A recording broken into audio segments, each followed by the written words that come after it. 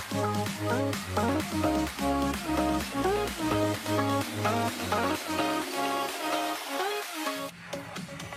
want to be famous like Tupac, so my words can have an impact. Innovation, a source of motivation for the kids in Africa. A refugee boy from Kakuma, but where do I start? Because being a refugee is not a walk in the park. It's like I'm stuck in the dark. Your dreams are valid. I never lose hope. Mama said, build yourself and one day you're going to fly away like Tony Stark. There's nothing for something. With these words come hard work and persevering, the effort. Success is a no man land. This is me. This is me. I'm lifting up who I was designed to be. Necessity make the being. Yes, it's necessary to pull up in a century. Necessity make the being and that being make me. They say he's a refugee. His story is not supposed to make it. But being a refugee does not define me. It's what inside me. I'm not perfect, but I'm trying. Trying to be the best version of me. Young refugee stuck on a one-day island, like one day I'll be on TV like Oprah, stuck by TMZ, followed everywhere from the garden to the corporate. One day I want to be a pilot. One day I want to be filled with rich, spending vacation in Copacabana. One day, just one day, I'll be stress-free, sitting down, developing and doing yoga. But when one day turned into someday, and someday turned into lost hope, and lost hope turned into broken soul, leaving young refugees with a broken goal. Young refugees getting old before they achieve their goals. Young refugees getting old before they make it to the pot of gold. I have a dream. I'm not talking about Martin Luther King. Don't ever give up. Lift your head up. Sing and pray that you make it through the scheme for you to achieve. This are dreams of a refugee boy, Dave. Okay, stories by refugees, told by refugees. The project is called RefuPoet. We'll hear more from them in a second. But first, residents of Kariobangi, Kwachif, were up in arms a few weeks ago after their houses were demolished by officers from the county government. It's alleged that over 700 families have been occupying a piece of land that is owned by the Nairobi Water and Sewage Company. According to the residents, some of them have title deeds for the controversial piece of land. The residents said that demolitions put them at a higher risk of contracting COVID-19 due to the lack of basic necessities to keep the virus at bay. The residents wanted the Nairobi governor to intervene and ensure they have a roof over their heads.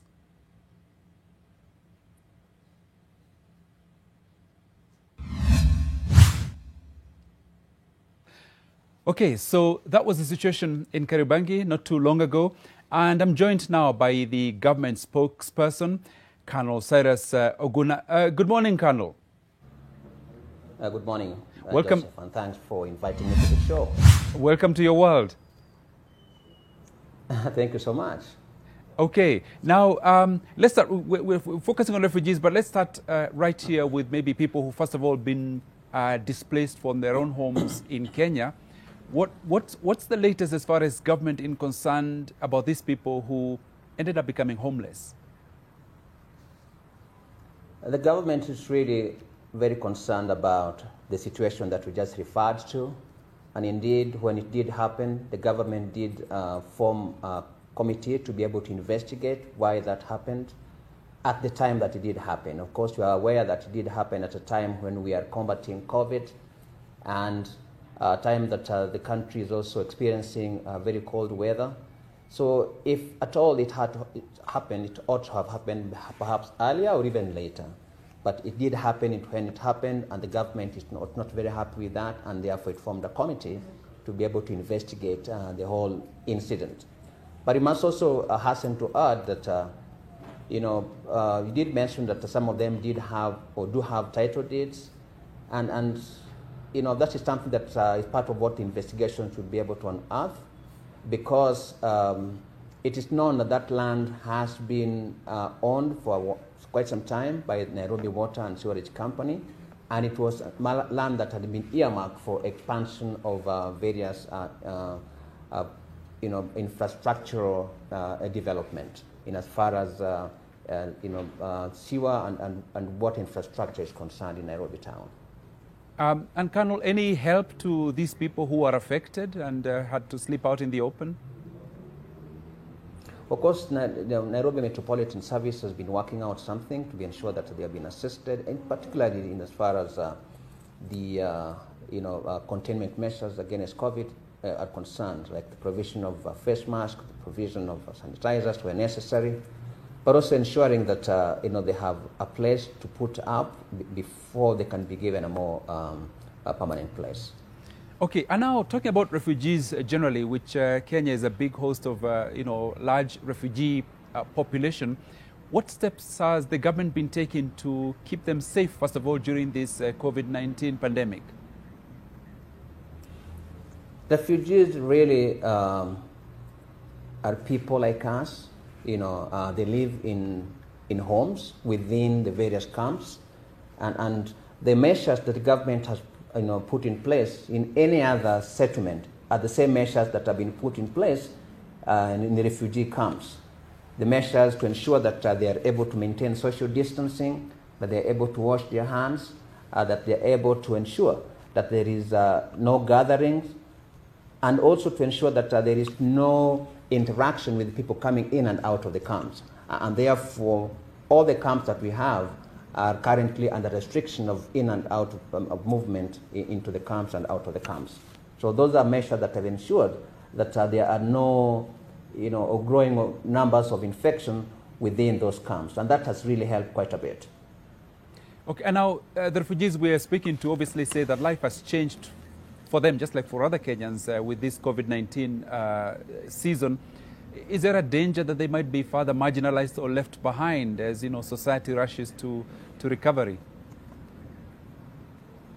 When the economy opens up, certainly it will also open up for the refugees. But remember, this is a special group of people that have are running away from various challenges in their countries, and they've been put there so that they can be provided all the services that may require as arrangements are being done or being made on how they can either go back when they're ready, or for those who may want to go to may relocate to other parts of the world.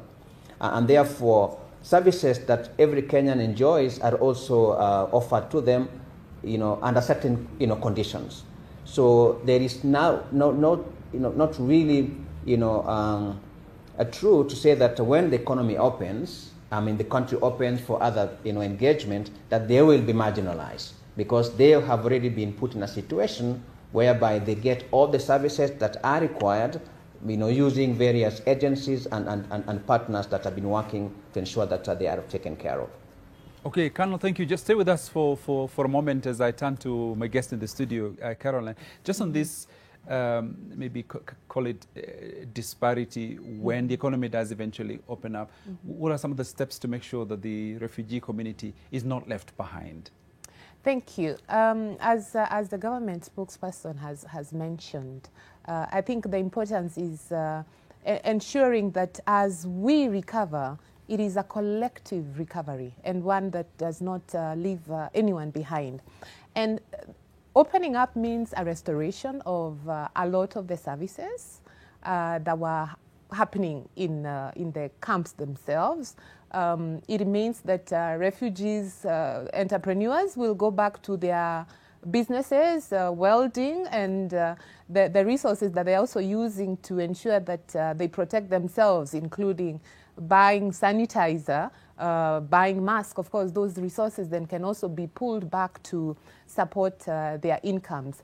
And so these are, a restoration of services is going to be very key. And also just refugees going back to normal businesses, children resuming school, for instance, those who are gaining skills, whether they are in informal apprenticeships, learning 1 to 3 skills, can go back to that. They can go back to getting goods from their suppliers across the country, and just, it's communities bouncing back. And as I had mentioned there before, these global movement towards ensuring that the impacts of displacement on communities that host them is addressed. This will continue, you know, because there is definitely an economic impact, but also a social impact. So building cohesion within host and refugee communities, that is part of the recovery. That will be very, very important as well. Okay, now, Colonel Oguna, now moving on to other general matters, the society is looking forward to when the economy eventually reopens, schools, places of worship, and so on. Can you give us a sense of what the planning is, or what the thinking is from government in terms of gradually reopening these other places that are still restricted? Thank you very much. Indeed, the government's desire is to have the economy back on its feet, to have social interaction and engagement, go back to normal. But certainly we must also appreciate and understand that these are not necessarily normal times. So even as we look forward to easing up of some of the restrictions, or most of the restrictions, but we must also take cognizance of the fact that these times are different from where we were before, and the likelihood that we'll go back into normal life that we enjoyed before COVID may take a bit of time. So even as the country looks forward to easing of the restrictions, we must also take into account that even as we open up, there will be certain conditions. And those conditions are actually be meant to be able to protect lives of Kenyans. So indeed, as of now, there are committees that are doing assessments, they're doing evaluations of where we have come and where we are, and also looking at whether really Kenyans have been able to take in various containment measures to become part of their everyday lifestyle, that when eventually things, resemblance of normalcy is restored, we will not necessarily undermine the gains that we have so far been able to achieve in as far as COVID-19 pandemic is concerned. Colonel, from a government point of view, what would you say has been perhaps the biggest challenge of managing this pandemic in Kenya? Indeed, when initially, we rolled out the various interventions, we are actually looking at ensuring that it does not get into the country. But eventually, it missed the bullet, and it got into the country, and now we're talking about community infection, that it is actually embedded within various communities. So one of the first challenges really is, first of all, to get everybody else on board to be able to strictly observe the containment measures. It has been a bit of a challenge because some of us, may not necessarily, be compliant, with these containment measures. And therefore, our challenge as government is to ensure that everybody is supposed to understand that it is not necessarily a fight that has to be, spearheaded by government. It is a fight that must be spearheaded by the people themselves, and the government really just to coordinate that fight, right? So when everybody else now begins to understand the importance of ensuring that they can be able to put mask all the time, that they are able to maintain social distancing, that can be able to wash their hands, quite often, and when able, they can be able to sanitize.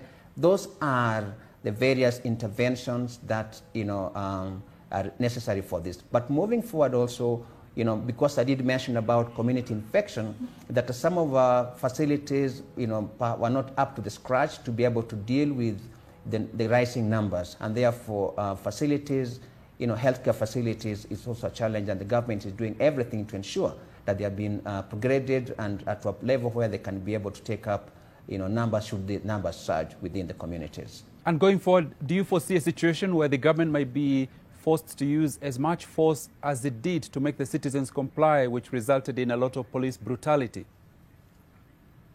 This is not a question of using force, really. This is a question of, making people understand why they have to do what the government is asking them to do. Indeed, matters of health and matters that must start with the person himself or herself. And therefore, in terms of enforcement, the only enforcement that is required is, should come from the person himself, all right? If you are asked to obtain, to be able to observe social distancing, you don't require a police officer to tell you to do that. If you're asked that it's important for you to wash your hands, you don't need a police officer to, to ensure that you have done that. putting on masks. That should not be, an action that requires enforcement. It's an action that just simply requires behavior change. The same way when you move out of your house and you've left your mobile phone behind, you may feel a bit vulnerable, so you go back and get the phone. And we are also trying to ask our people to feel the same way when they leave face masks behind into their house, that they can go back and get the face mask. Once we get that level where we can, this measure can become part of our everyday lifestyle, then certainly we'll be able to achieve so much. Now, we've noticed so far, Colonel, that there's been no mention in terms of when movements in and out of Nairobi and to other counties might happen. Does that mean that that will be perhaps the last thing that the government does? Remember, Nairobi has got the most number of infections, and for a good reason, because this is where we have got the largest population of our people, and also because this is where the infection started. Right? But there's a committee that every day is evaluating and looking at development and advising on what action needs to be taken. So as to whether there'll be further restriction or easing restriction is not necessarily for me to decide. It's for this committee to look at the various aspects of the containment measures, and they will be able to advise appropriately on what action needs to be taken. So there's a committee, and not just a one agency committee. It's actually a multi-sectoral committee that is made up of different players from different sectors of the economy. And then, is the government satisfied that we are where we should be in terms of perhaps the predictions and the projections of managing this crisis? If you did recall, really the earlier projection was that we are going to be at about 10,000 by end of April. Now we are heading to toward the end of June, and we're not even hitting, we're just about 4,000. And therefore, the containment measures that the government has put in place have largely contributed to where we are today, and we can actually say that it has worked. It would have been different if those containment measures had not been put in place. And therefore, even though we have not necessarily gotten where we wanted to be, where everybody is on board, all of us are actually obeying these containment measures, and they become part of our everyday lifestyle. But we must say that we have done extremely well. And kudos to the Kenyan people for being fully behind the government as far as this fight is concerned. Okay, and one more from me, Colonel. You're discussing about reopening places of worship, schools and so on. Some Kenyans are thirsty for a beer in the pub. No mention about bars. Yes. The minister was very clear that for the restaurants that sell food and sell beer, that as you go in to buy food, you can also be served beer.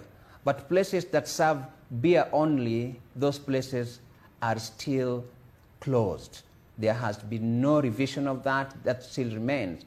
But nonetheless, you can actually be able, if actually dying for a beer, there are beers that are being sold at supermarkets. Supermarkets open, so you can go into a supermarket, buy a beer, and go and take it from your home. The whole idea is to reduce the chances of people coming together, to reduce creating an environment that can be able to facilitate infection.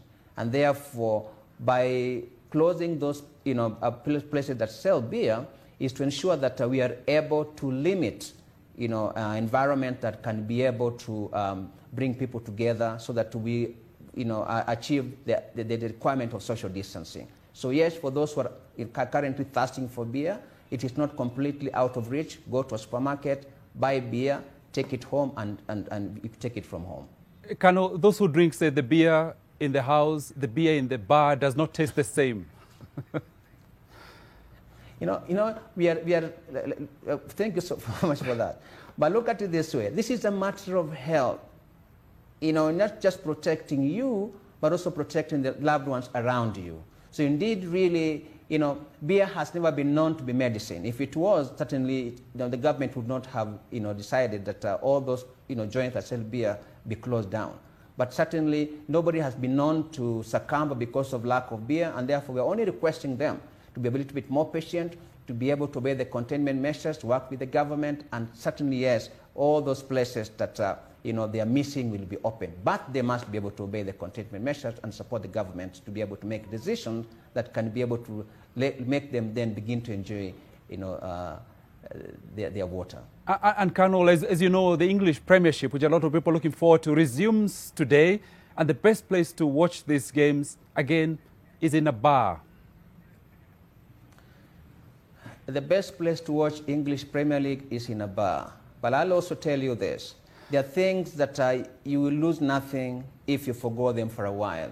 But once life is lost, you can never reconstitute life. So what is important? To go and watch an English Premier League in a bar and then catch an infection that may actually make you become past tense, or you rather wait for a while, let things stabilize, and then get a chance to watch your favorite team. So my advice to our people is this, is that a life once lost can never be recovered. However, a match that is missed can still be watched later on when there's a replay. So really, life is more important than watching Premier League. In other words, Kano, you're not about to relax the rules for sports lovers. No, I'm saying that there's a committee that's looking at everything, holistically, economically, socially, all aspects of our society. And that committee, will be able to come up with a recommendation, and that recommendation now will be able to be used to form decisions that will be made moving forward. And therefore, I'm only saying for now, before that committee gives forward its recommendation, is that our people should be able to value life much more than English Premier League. Because certainly a match can be replayed, a match can be watched later, but again, if you missed one, there's another one that will be on the way coming. But your life, once your life is gone, it is gone, and it can never be replayed, it can never be recovered. Okay, and Kano, back to focus on the refugee. As we head towards World Refugee Day on the 20th of June on Saturday, what would be your word to refugees in Kenya who are watching this program at the moment? I can only ask them that it's important to work with the government to be able to obey the containment measures. I understand, and we know that the refugees, all the camps are under restriction of movement in and out, and that is done for a good reason, to ensure that in case there is anybody who is infected within the camp, that he does not take the infections out of the camp, and there's nobody to bring in infection into the camp. So these measures may be a bit uncomfortable, we understand, but we are asking them that they have been put there purposely to protect lives of refugees who are our brothers and sisters for as long as they're in our country here. So mine is to ask them to continue observing those measures, to continue working with the government and the various agencies within those camps, including the County Emergency Response Committee, so that we all move together and be able to contain this pandemic. Colonel, thank you. Let me turn to you, Deng. You're a refugee yourself in Kakuma. Are you encouraged by what you're hearing from government?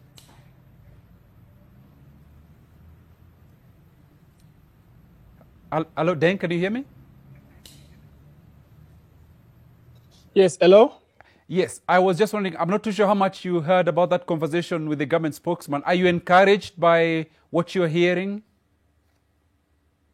Yes, I think it is impressive. Yeah, I think when it comes to refugees, everyone has a role to play, especially the government and the private sector, to make sure that, refugees do not just survive, but also thrive.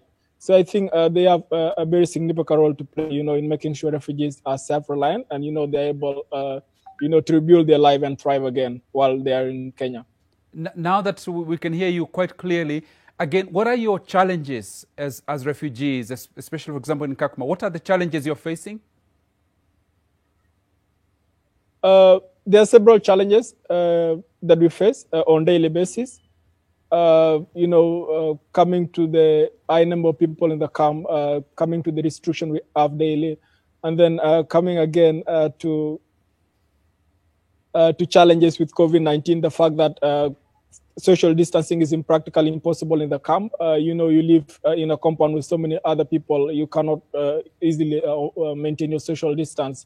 You share a tab with 100 people, and then you don't have enough access to water, you don't have enough access to soap. And then, this is not easy to cope with.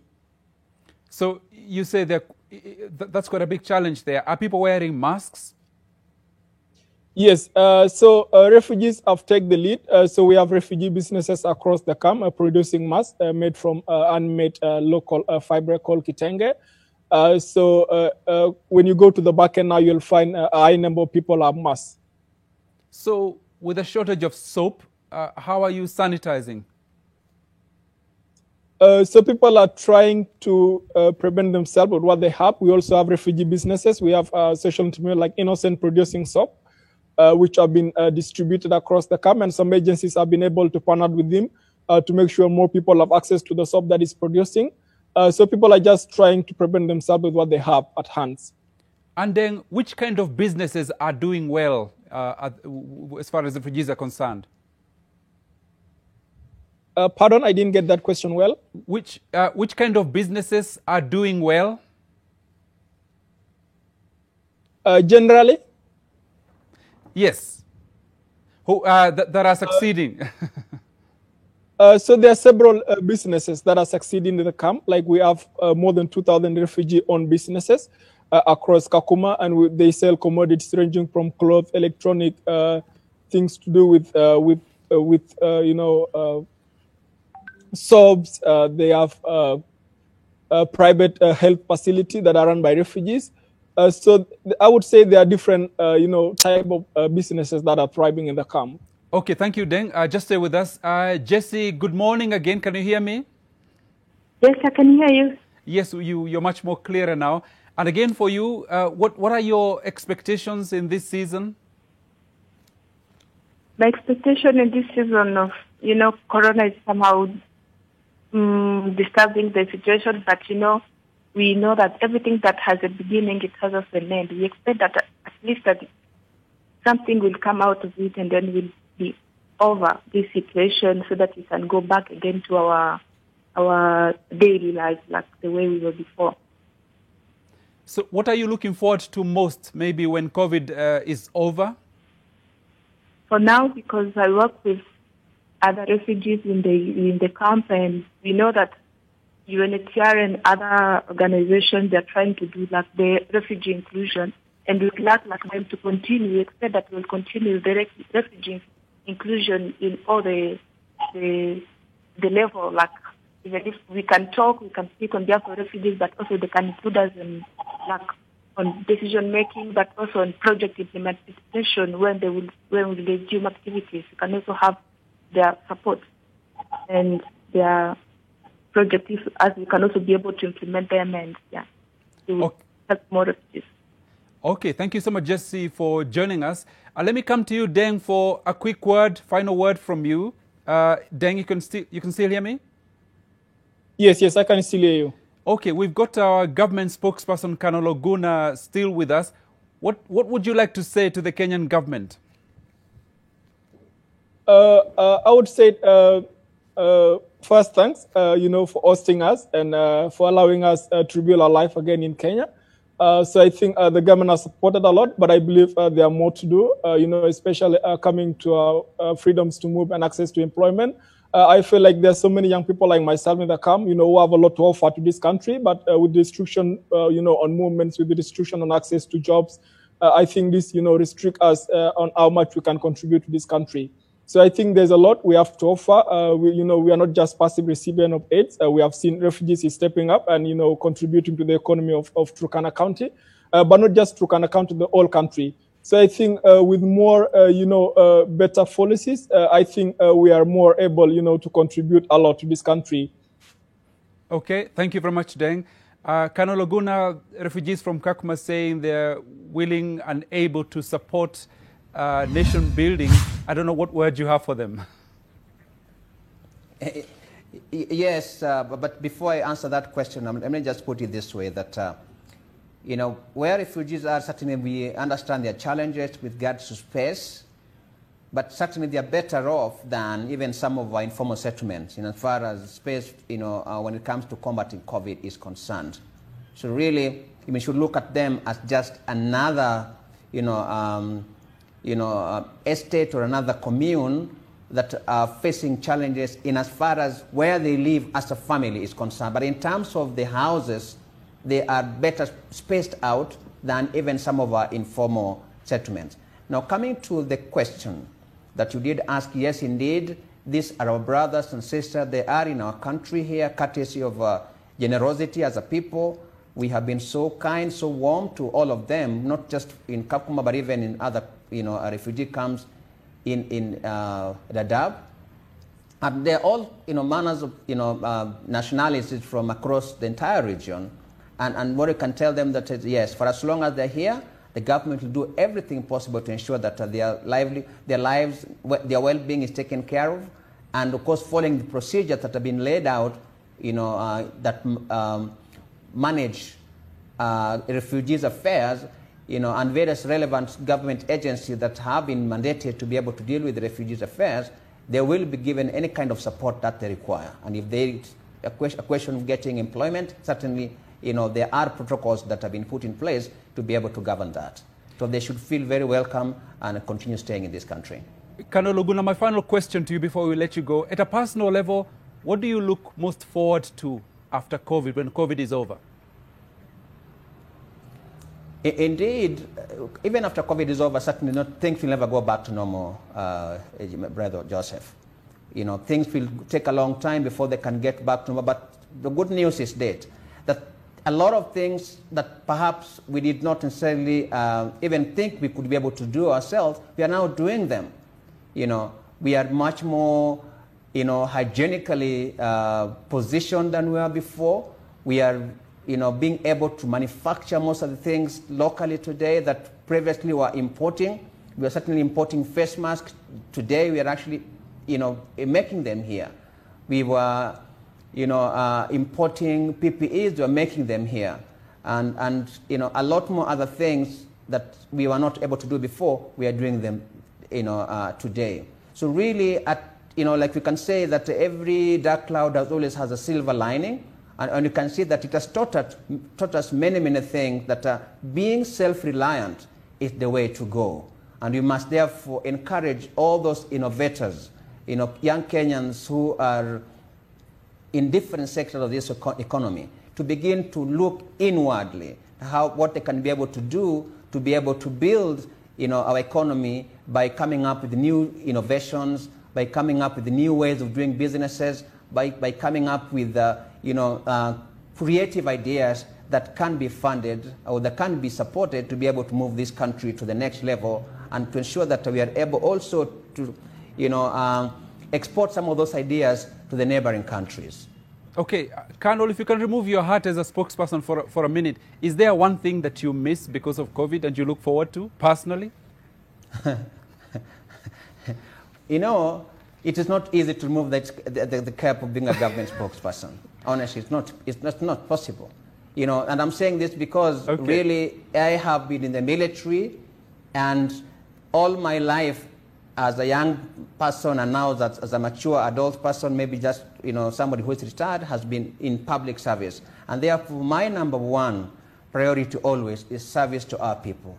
My number one priority is always national interest in everything that we do. Everything that I do has always been, putting our people first. And that will always be something that I'll pursue even out of this office.